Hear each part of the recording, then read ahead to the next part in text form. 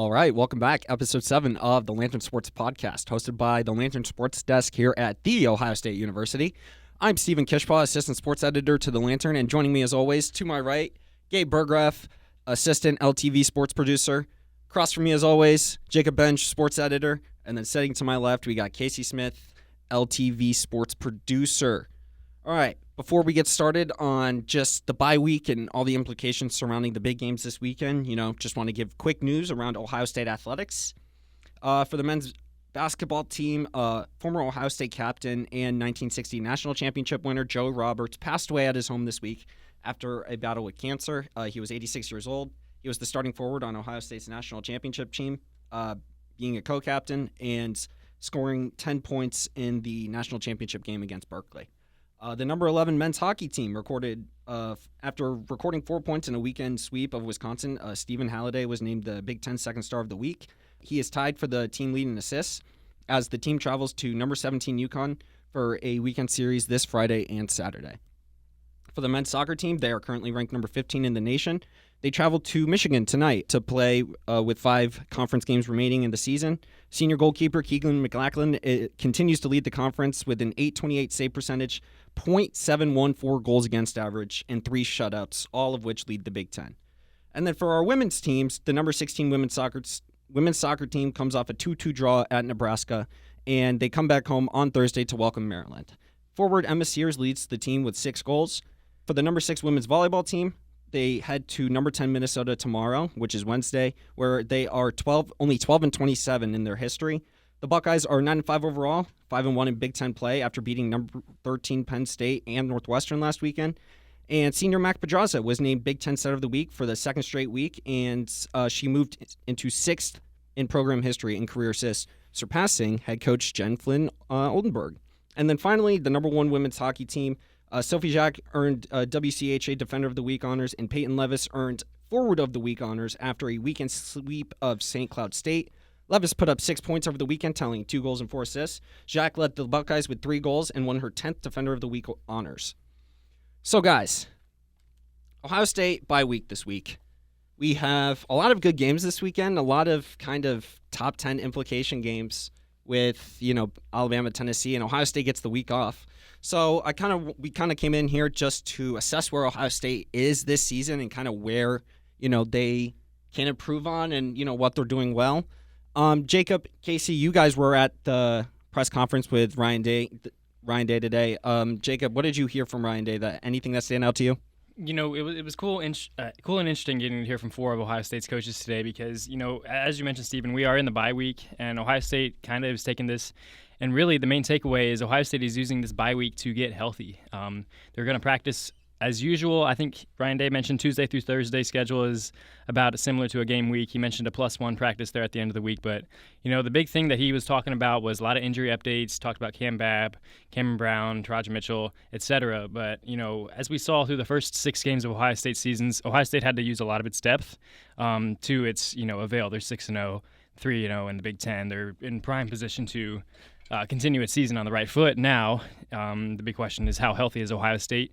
Ryan Day said he anticipates everyone who was on the status report to at least progress through the bye week. He talked about how players like JSN, Jackson Smith-Njigba, Mayan Williams are expected to return when Ohio State returns to the field against Iowa on October 22nd. And, in my opinion, we'll see how true that will be, honestly, when kickoff happens on October 22nd. And the one thing that caught my ear, I guess, can't really catch my eye for speaking, right? Jim Knowles, he was talking about how much installation of this defense is going. And the one thing that really, you'd think a bye week gives you the opportunity to start instilling new things because you have 2 weeks to prepare for the next opponent. Not so fast with Jim Knowles. He's been kind of taking the more of a passive sort of just instill it when needed and a couple weeks in advance because he's always trying to stay ahead of the curve is what he was saying, and because he doesn't want to overload the players the week of a game.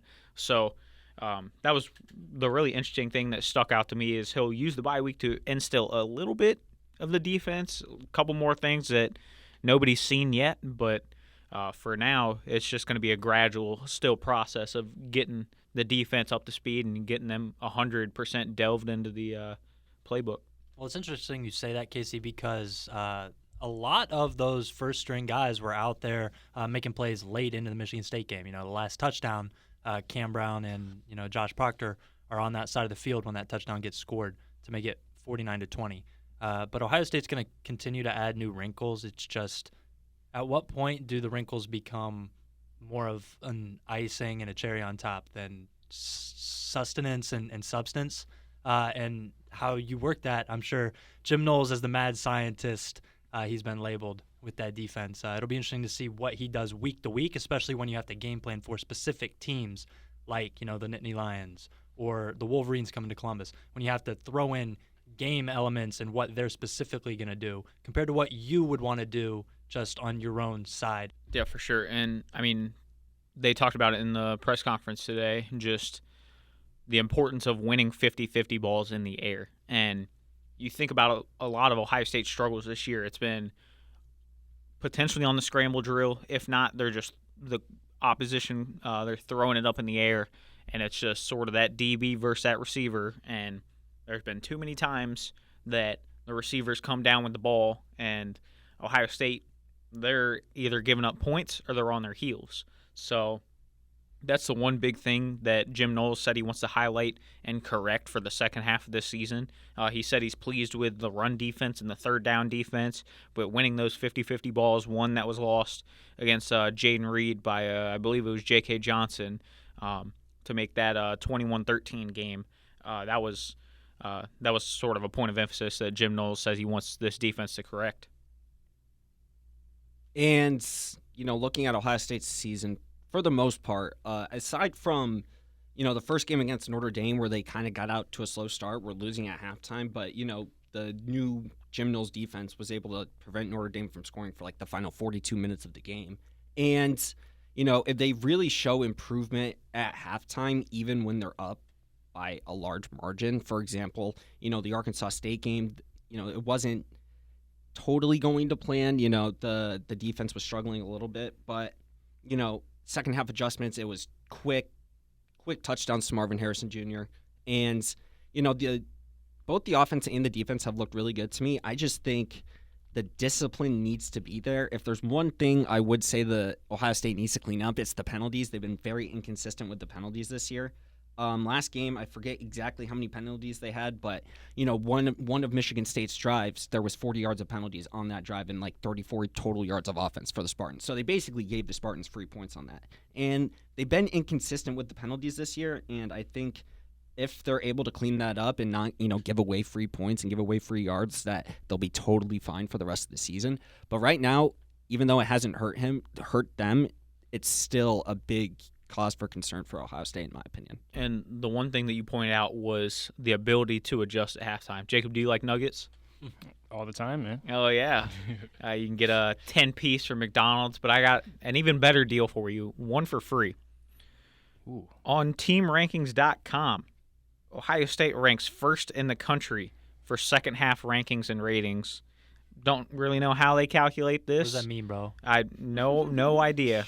But they rank first. That's always a good thing when you have first next to your name at a rating of 16.4. So when everybody wants to say, oh, Ohio State, they're a second half team. Oh, the Colts, they're a second half team.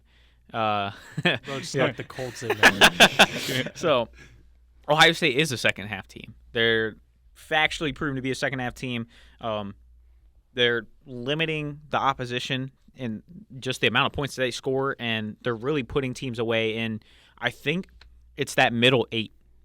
The final 4 minutes to end the first half and the first 4 minutes to end the second half, because Bill Belichick and the New England Patriots, they are in the early 2000s up through the 2010s, they were famous for deferring to open the game.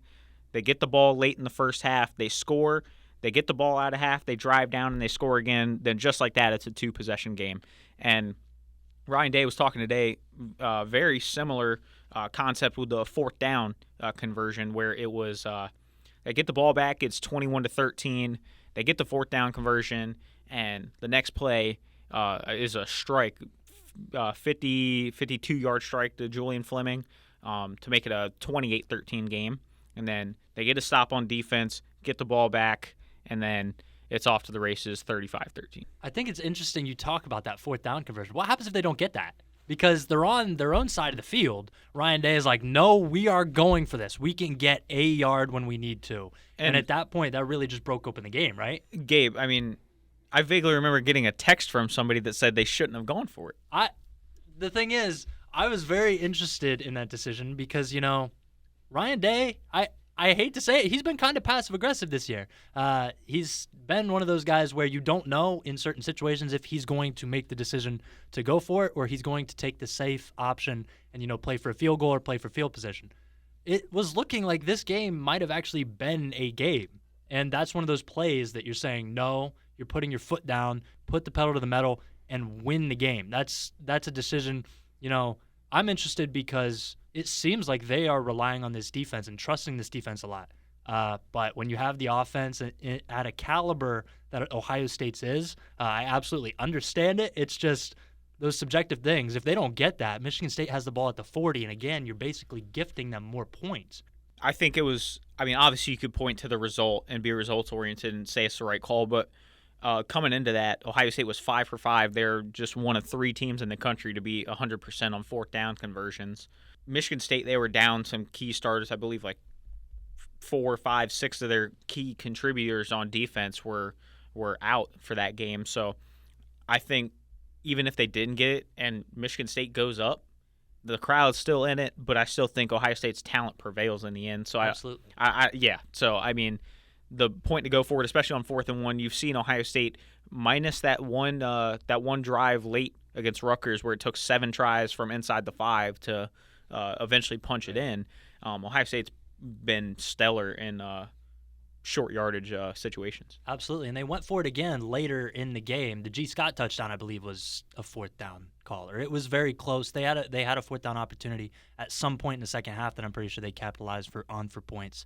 But it wasn't a fake punt, was it? It was not a fake punt, although they could have tried to do that right through the uprights. But no, it was very interesting that Michigan State, outside of the pick 6, that was their first score. When it was a game, they only scored once. Early on, right? You can take that touchdown at the end of the game, whether you want to say that they shouldn't have allowed that. Cool, because it was against the backups. So. Right, it was over. At that point, the game was in Ohio State's hands. But no, it's interesting because the only real touchdown drive was, like Steven said, multiple opportunities where they get off the field if they just don't commit a penalty. They get a couple sacks, they get some QB hurries, and then you have a hands to the face, I believe, by Zach Harrison. One of those penalties that just elongated that drive, and a tremendous catch by Jaden Reed to score there and make it 21-13. But the Buckeyes defense has looked impressive, but they haven't really been tested. Like, none of us looked at that offense with Peyton Thorne at the wheel and thought, this is a benchmark for the Buckeyes. It was a good first test on the road, cold, windy, in East Lansing. But yeah, you got that right. It was cold and windy. Holy crap. It was a great experience for the Buckeyes, though, because they're going to have to win games like that where, the elements are going to play a factor. You talking nuggets earlier. I think I'll give you some nuggets with a little bit of sauce, courtesy Ohio State. Ohio State is top 10 in both total offense and total defense, something that Ryan Day and Jim Knowles both said in the preseason that they wanted to, achieve at the end of the year.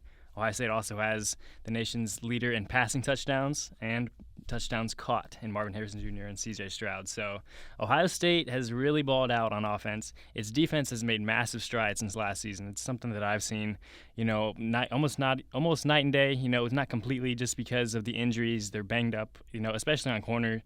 Denzel Burke hasn't played his best this season, but as Ryan Day said earlier during his Tuesday press conference, Denzel Burke's game against Michigan State was the best one of his season. He's really turned it around. Cameron Brown returned to the field against the Spartans, had a couple of flags against him, but Ohio State's really matched the words that it spoke at the start of the season. And now here at the bye week, you're kind of looking ahead to Ohio State's second half schedule featuring I would say marquee matchups. Starting with Iowa there coming out of the bye week, Penn State on the road, Maryland's in there, and of course the game at the end of November against Michigan.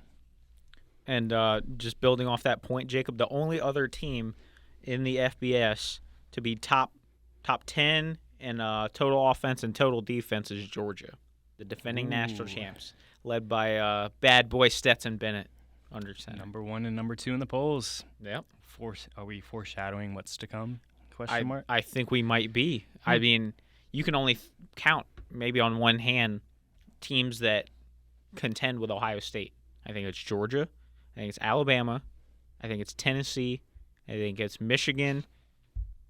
And honestly, I think you can throw Minnesota in there as well. Yeah.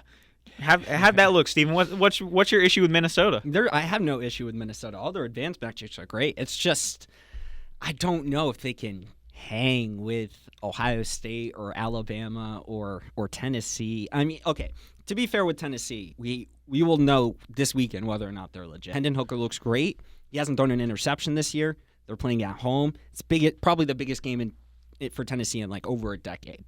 Yeah. And do you have to put an asterisk on that game for Bryce Young's health though? It depends on how healthy he is because injuries are a part of the game. What, Gabe? Nobody. If you beat Alabama, you beat Alabama. There's no asterisk beside that. It doesn't matter. It doesn't matter in recruiting. It doesn't matter in the playoff picture, especially with Tennessee. If they win that game, they will be in prime position to have a spot in that 4, especially considering, is USC coming out? Do they lose a game? Is, Clemson losing a game? Do Georgia and Alabama cannibalize each other and just beat each other up? The SEC championship? There's a lot of different moving variables. If you beat Alabama, that's in the committee's eyes, that's going to be one of probably the top 3 wins you can have just because you beat Alabama. And I just want to add to the fact that Ohio State's been without Jackson Smith and Jigba for the entire season. And if they had lost, like, say, that Notre Dame game when he went out, I don't think many people would be kind of, sympathetic for the Buckeyes. Like, kind of like Gabe said, like, if you beat Ohio State, you beat Ohio State. There's no asterisk next to it. No ifs, ands, or buts. And, if there's a team out there with, like, huge upset potential, I think it is somebody like a Tennessee or a USC, especially because USC, wildly unpredictable. They can score 41 points in one game, 17 the next, and then they find ways to win both games. With Tennessee, they've been looking pretty decent this year, but like I said, Saturday is when we'll see the test truly be taken. But I just wanted to ask you guys, like, of the national title contenders, like, how many is Ohio State the clear-cut favorite to win the national championship currently? Through 6 games that they've played, are they the clear-cut favorite to win the national championship? I really don't like putting labels on teams to say they're clear-cut favorites. I think teams can beat teams on any given Saturday, to be honest with you. That's good to coach be quite speak, honest Jason. with you, That's good you think speak. Oregon last year, where they were without, Kayvon Thibodeau there, and you think, oh, well, Oregon's down a major piece there. Ohio State, if it plays up to its standard, it's going to take care of business, and Ohio State didn't. And then Michigan, Ohio State, they meet for the first time in almost 2 seasons, and Michigan beats Ohio State at home in, snowy conditions. Ohio State can't contain the run, and, then fans kind of are shocked and their jaws are on the floor. So I wouldn't say there is a clear-cut favorite this year, especially as we've mentioned injuries for, almost every single team, whether in the top 25, top 5, top 1, or in the entire FBS. But Ohio State's look good. That's what I'll say. That's for sure. I think they're on a good path. Buckeyes are headed towards Indy, maybe. You make a good point about playing up to potential. Hypothetically speaking, if every team is at their full potential, is there a team whose full potential is better than Ohio State's? It's a good proposition. Now, So you're not going to answer. Is what I'm saying. We're trying to get you to proposition. commit, Jacob. Listen, Commit, Jacob. Listen, Commit to the bit, bro. Bro, we barely got him to commit to score predictions. You think this is happening? Oh, man. Is there score predictions this week? Oh, thank God. No. Um, No. Unless you want Ohio there to be. State, you mentioned a minute ago, without Jackson Smith and Jigba, it's 3 receivers who, it's 3 leading receivers with touchdowns are in the top 20, top 50 in, entirety of college football. Ohio State's just fine without Jackson Smith and Jigba. We've talked about it before in the past. Should Jackson Smith and Jigba even return this season? ? I don't know. I think personally Jackson Smith and Jigba needs to return for not only the Buckeyes but his NFL draft value. That's a different conversation, but Ohio State has enough, solutions and tools in its tool belt to where if its sharpest iron isn't sharp on one day, it can still reach back and get its, number 2 tool and potentially save the day, I guess. Yeah, I think the only thing you have to worry about is the offense really getting stifled. Because if the defense that Ohio State is facing has a good D-line, and they're able to disrupt C.J. Stroud's timing and get him on the ground, negative yardage, chunk negative yardage. You're not able to get those dink and dunk plays and get the ball out quick. That's when Ohio State's going to have problems. The only team that I see that has a defensive line that could contend with Ohio State's offensive line is Clemson. And, I mean, Clemson has 4 down linemen that are just straight-up game wreckers. With that being said, Clemson's offense does not have the firepower to stick with Ohio State's. So I think that would be more like a 34-17 still win for Ohio State, 34-20, 34-24. So I still think Ohio State gets it done.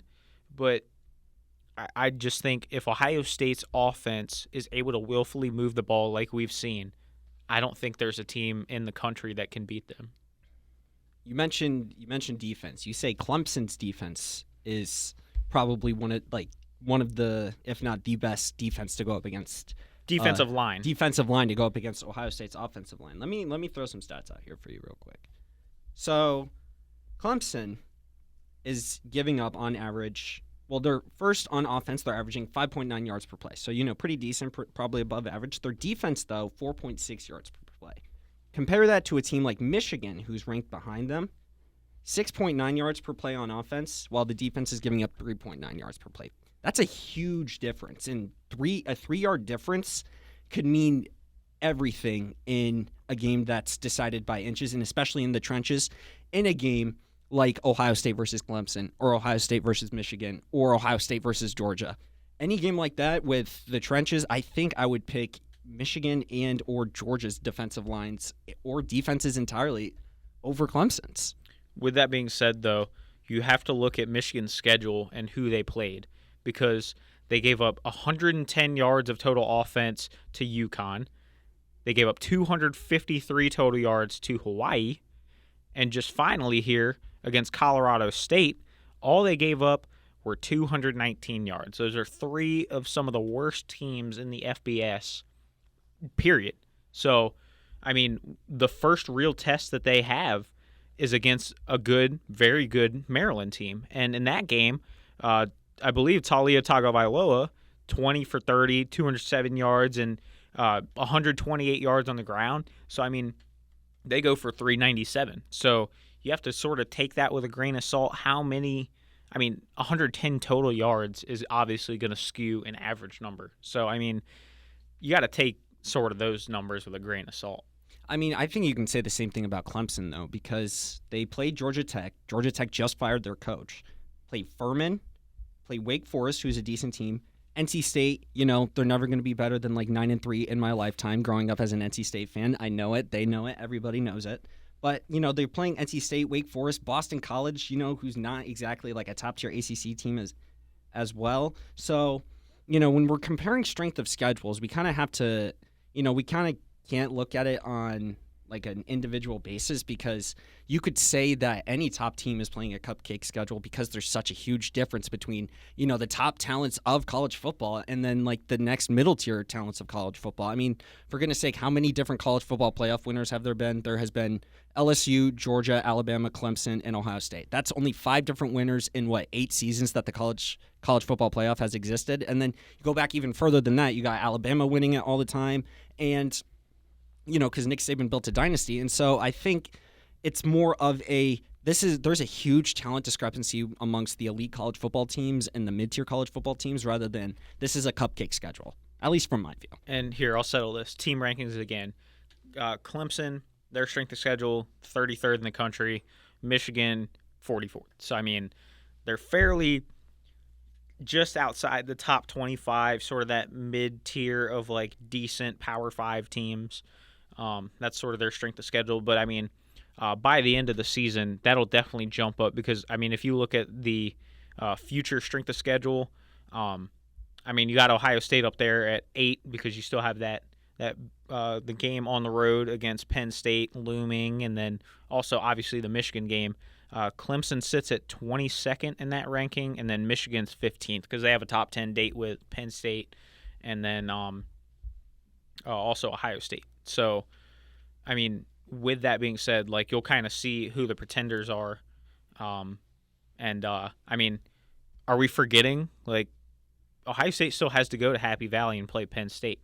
Is that a game with a guy like Joey Porter that can really turn the tides of a game? Do you think that's sort of a game that Ohio State needs to worry about? I think, best case scenario for me, Penn State and Michigan play a really, really good game, and it's not lopsided one way or the other. I think, once Ohio State travels to Penn State with fans, it's going to be a different story. This is a way different Ohio State team traveling to Happy Valley this year than, even the last team that traveled to Penn State. So, yeah, I think Ohio State will worry a little bit about Penn State. I still think Ohio State will pull away very, very quickly against Penn State. You mentioned Joey Porter. I like Penn State's quarterback room, whoever is trotting out there. I think they're still dynamic. I really like the true freshman Drew Aller. Curious if he'll play, but I still think Ohio State is not looking too far ahead, but they've got some really, really interesting road games coming up. Yeah, and that one interesting road game that I think people might be forgetting about is Maryland. Indeed. Maryland, they're 17th in the country in expected points added per game. They're, aside from Michigan, the most efficient team that Ohio State's set to play. That's not to say they might not face Minnesota in the Big Ten Championship, who's third, just because they have that great ground game. And then, I mean, their defense as well is one of the best in the country efficiently against the pass. That's Minnesota I was talking about. But, I mean, Maryland, on the other hand, they just have that passing attack with Talia Tagovailoa that is just lethal. And with the struggles Ohio State's seen from their cornerback room, and you want to talk about the 50-50 balls that you really got to improve on, I think that's the game you got to circle as one that Ohio State really needs to watch out for. You remember the last time that Ohio State went to College Park was in 2018, and they got taken to, I believe, 2 overtimes. It was a 52-51 game. Which Bosa? Which one? Neither. That was a Haskins year. It was neither because Nick had sat out by that point. So, yeah. So, I mean, that was a shootout last time they were at College Park, and I believe that game is going to be the same. And you could turn to the Michigan game and say, oh, that's a game Ohio State could lose. Yeah, it's a rivalry game.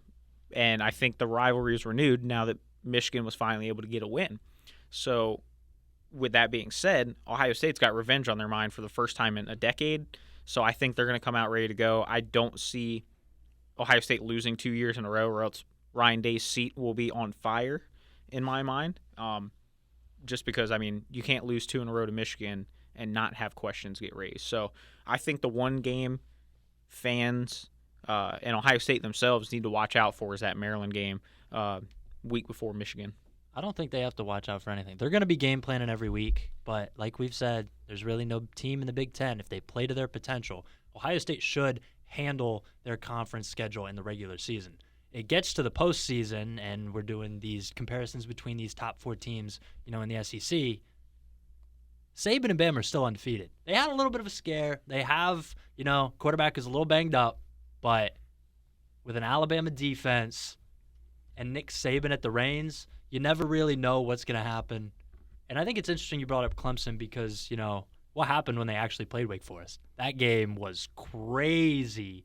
And I think the team that has the most solid defense is going to be the one that prevails this year because there are a lot of good offenses. And staying healthy is going to be important. But you can't count out the rolling tide until you've put them in their grave. Before we wrap up this episode, I just want to put out an interesting stat that I found while looking through these game notes between the top 5 teams. Ohio State in the first quarter have scored 84 points this season. So obviously they get out to quick starts. I'm not good at math, but I'm assuming that's over like around 13, 14 points per game in the first quarter, something like that. If they played in Alabama or Georgia, it would be a lot tougher because each of those defenses have given up 6 points in the first quarter. So Total? 6 points total? Each 6 points total each in the first quarter, yes. Yeah, how about that? Starting fast, Ryan Day. Yeah. So, if Ohio State does find itself playing one of these vaulted defenses, it's going to have to get out to a quick start because, once somebody can get C.J. Stroud out of his rhythm, and if they can stop the run game, it's going to be big trouble for the Buckeyes. And so with all of that being said, I wanted to ask you guys, like, how far do you think Ohio State goes this year? Not does it have the potential to go, because we all know they have the potential to win the national championship, but how far realistically do you think they go? Gabe, you put your hand up. I want to hear from you first. Okay. I'll lead it off then. The championship, SoFi Stadium, and I think the Buckeyes will be so far from California that it's not going to matter. Boo! Bad joke. Tomato, tomato. It's all right. I'm the king of bad comedy in this newsroom. That's my role. But I think the Buckeyes, they're going to win out. They're probably going to win the Big Ten, and they're probably going to have a good matchup, a preferable matchup, whether it's 2-3 or 1-4. They're going to be the one or the two, likely, if they're undefeated. The problem is it's likely they play either Georgia or Alabama, a defense that can probably throttle them down to the RPMs that it's going to be easy to catch them. And it's going to be a kind of slug it out, shot-for-shot game, and that is the situation where I see Ohio State actually falling. If they face Alabama or Georgia, I think that's a game they could lose. But I think if they face Clemson or, Michigan in a rematch, I think the possibilities are endless for them to come out on top. But I would take Saban and Alabama over the Buckeyes in the Final Four if that were to happen, and I think that will happen. Oh, man, you guys told me there would be no score predictions. This is close enough, gentlemen. I'll see you in SoFi Stadium. Every good fight needs a trilogy. Ohio State, Michigan, round 3, SoFi Stadium in January. That is wow, Ben. You're really wow. National championship.